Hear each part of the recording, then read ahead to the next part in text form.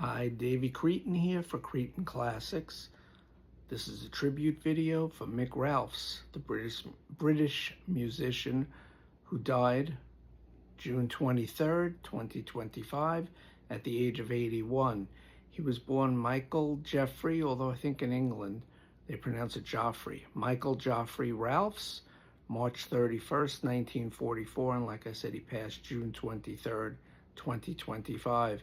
He's known for co-founding both Mott the Hoople and Bad Company, two big bands. More so Bad Company in America, and definitely more so Mott the Hoople in England, because the glam scene was bigger there, but I won't go off on a tangent on Mott the Hoople. But if you want to learn more about Mott the Hoople, my friend Grant Arthur on his YouTube channel, Grant's Rock Warehouse, is doing a whole series on Mott the Hoople. I think they've done 3 or 4 episodes so far, and it's really good, so check that out. Their series on Mott the Hoople that they do once a month. Now, Mick Ralphs was a songwriter. Basically, he was a songwriter and a guitar player. He also played keyboards, sang a lot of backing vocals, and the occasional lead vocal as well. His career was over 52 years in length, from 1964 to 2016. As a teenager, he played in a British blues rock band called the Buddies. They released 1 single with him in 1964. And then in 1966, he joined a band, and they were, if you've seen the Who movie, you know all about mods and rockers. He joined a mod band called Doc Thomas Group in 1966. 1968, they changed their name and became Silence, just the one word. And then in 69, they became Mott the Hoople. From 1969 to 1974, Mick Ralphs played on the first 7 Mott the Hoople records, but he's barely on the 7th album from 1974 called The Hoople. I lost my place in my notes, sorry. I have the room a little too dark. He left Mott the Hoople in late 73, early 74, and then in 1974, he formed Bad Company, co-founded it, but more on that in a minute. With Mott the Hoople, Ian Hunter was the main songwriter, but Mick Ralphs did write some of the material with Mott the Hoople. He co-wrote or wrote Rock and Roll Queen, Thunderbuck Ram, which he also sang lead vocals on, a song Ready for Love, After Lights, and of course that is the Ready for Love that more people know under the Bad Company moniker. So he took his own song from Mott the Hoople to Bad Company. Also, One of the Boys he co-wrote with Ian Hunter. That was a hit for Mott the Hoople in England. And the last song I'll mention is called Violence. I mean, he co-wrote some other songs, but those are the big songs. Now, all of the Mott the Hoople records charted in England, except their second album from 1971 called Brain Capers. That didn't chart at all, which is a little unusual, but the others all charted. The album called Mott, the last full album that Mick Ralphs is on, went to number 7. So that was their highest charting record with him and the band. Now, when he formed Bad Company, he formed it with 2 members of the band called Free, that you might remember. All Right Now is their biggest hit. Got a bunch of other great songs, too. He formed it with 2 members from Free, and that would be singer Paul Rodgers and drummer Simon Kirke. The bass player for Bad Company was a guy named Boz Burrell, and he was fresh out of King Crimson. They signed to Led Zeppelin's label Swan Song and became the first signing, if memory serves, to Swan Song Records, distributed in America through Atlantic Records. And Bad Company were huge right out of the gate. 1974, their self-titled debut album hit number 1 in America, 5 times platinum, over 5 million copies sold. That's just in America. In England, their home country, hit number 3 and went gold. Second album, Straight Shooter, hit number 3 in America, 3 times platinum. Hit number 3 in the UK, gold record there. Third album, Running with the Pack, number 5 in the US, a platinum album. So there was a gradual decline in sales, but they were still selling out stadiums all over and venues wherever they played. In England, Running with the Pack hit number 4 and was a gold record. Their 4th album, Burning Sky, was a bit of a drop-off. There really weren't any big hits from it, no hits on FM rock radio.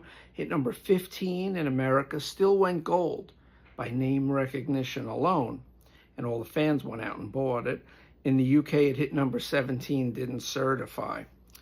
Moving on to their 5th album, Desolation Angels, number 3 in the US, and a bounce back, went double platinum.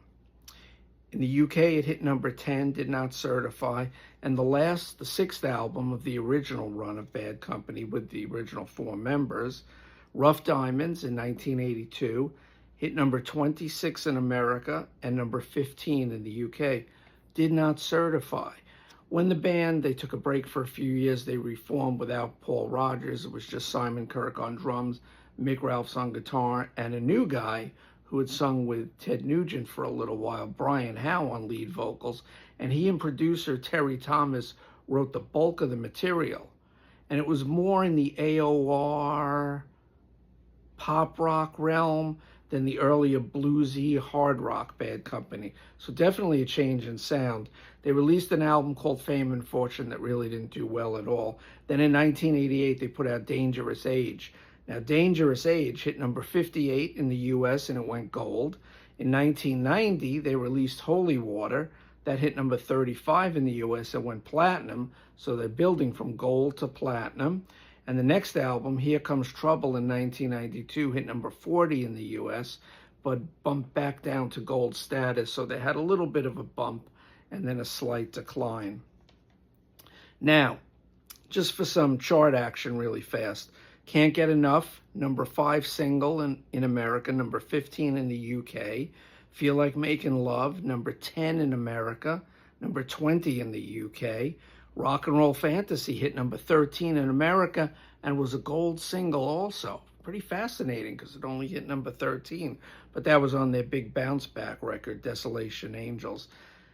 Then we're moving on to the 80s when my personal favorite chart, as I've said before, the mainstream rock chart, hit Billboard. So in 1982, from their last album, Rough Diamonds, with the original lineup, Electric Land, a song I always loved, featuring some great piano from, I think it's Paul Rodgers playing the piano on that song, hit number 2 on the mainstream rock chart. And I remember that song getting a lot of airplay. And after I heard that Mick Ralphs passed yesterday, the first song I played was Electric Land. It's always been a favorite Bad Company song of mine. A deep cut, I would consider it, because radio hasn't touched that song in well over 40 years. But still, if you don't know Electric Land, listen to it. Great song. A few years later, No Smoke Without a Fire hit number 4 on the mainstream rock charts. Holy Water hit number 1 on the mainstream rock charts. So now these last 2 songs were in the Brian Howe era, and Paul Rodgers isn't with the band anymore. If You Needed Somebody, a ballad, hit number 2 on the mainstream rock chart.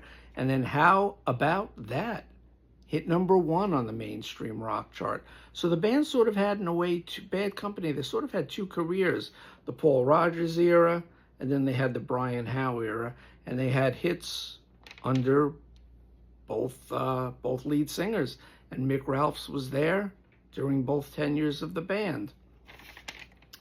I'm winding down here. Mick Ralphs, he co-wrote a lot of, again, Paul Rodgers was sort of the main songwriter in the band. Simon Kirke would occasionally write, Boz Burrell very occasionally, but Mick Ralphs brought a lot of songs to the band, especially during the 70s. And he wrote Can't Get Enough, huge hit, number 5, like I said. Ready for Love, which he brought from Mott the Hoople. Moving On, another big hit. Good Lovin' Gone Bad. He co-wrote Feel Like Making Love with Paul Rodgers. And Live for the Music was the other really big song that Mick Ralphs wrote. He released 3 solo albums, so he was more of a band guy. He was better as a band member than on his own because his solo albums didn't chart at all. He also formed the Mick Ralphs Blues Band in 2011, And until he stopped playing, he was with them for 5 years, from 2011 to 2016. He did a few reunions with Mott the Hoople along the way, most notably, in 2009. And the original lineup of Bad Company got back together with Boz Burrell, and after their bassist Boz Burrell passed, they continued on without Boz, and they got a replacement. Now, they did a tour in 2016 that ended, and then it was announced right after the tour that Mick Ralphs had suffered a stroke. And from what I could find out, he was bedridden for the last 9 years since his stroke, from 2016 to 2025, until he passed away. Now, allegedly, he passed on June 23rd, which is yesterday, filming this on the 24th. Now, Paul Rodgers made a nice tribute to him, said he spoke to him recently too. So at least he was able to talk. I don't know how bedridden he was, if he eventually got into a wheelchair, could move around, who knows? But unfortunately, he couldn't perform anymore. He couldn't play the guitar, his passion. So for the last 9 years, it's tough when you're a musician, much like Phil Collins, who started as a great drummer and can't even drum now due to his body just working against him. So poor Mick Ralphs had a bad go of it the last 9 years of his life, and he died due to complications from his stroke yesterday, June 23rd, on 2025. So this guy did a lot more for rock and roll than people even know. They just know the name Bad Company, they know the name Mott the Hoople, but because he wasn't the front man, he wasn't a flashy guy, he's a really good meat and potatoes guitar player. And just some of those guitar solos, and he always plays for the song, he doesn't overplay. Think of those guitar pyrotechnics and the sound of his guitar at the end of Feel Like Making Love. That's just such a unique guitar sound and so good, and it elevates the song. It just brings it up and makes it almost otherworldly.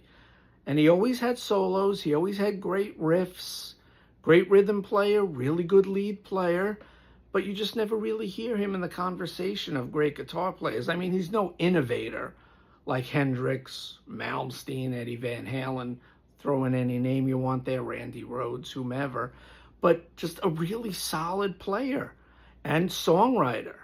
And he brought a lot to both bands, to Mott the Hoople and, of course, the Bad Company, who were huge in the 70s. And when I started listening to rock radio in 1977, all the songs from the previous Bad Company records, they were being played on the radio. I always heard Feel Like Making Love, Ready for Love, and I should mention one of my favorite deep tracks by Bad Company, besides Electric Land, Silver, Blue, and Gold, is an amazing song from the third album, Run With the Pack. I've always loved that song. That might be my favorite, probably my favorite Bad Company song, Silver, Blue, and Gold, an amazing song, incredible song. If you don't know it, check it out. Electric Land is up there too. But their greatest hits, 10 from 6, I think that's at least 3 to 5 times platinum. And it's funny because the album 10 from 6, it has nothing from the Burning Sky album. And it has Electric Land from the Rough Diamonds album. So that's where some of you might know it from. But a really good player, underrated, undervalued, and it's a shame what happened to him. So rest in peace, Mick Ralphs, and my condolences to his family, to all his friends, all the musicians he played with, and all his fans worldwide. And your music meant a lot to us and still means a lot to us, and you'll be remembered through your music. So rest in peace, Mick Ralphs, and thank you for giving us all these great songs that we know and love. I'm Davey Cretin for Cretin Classics. Thanks. Bye-bye.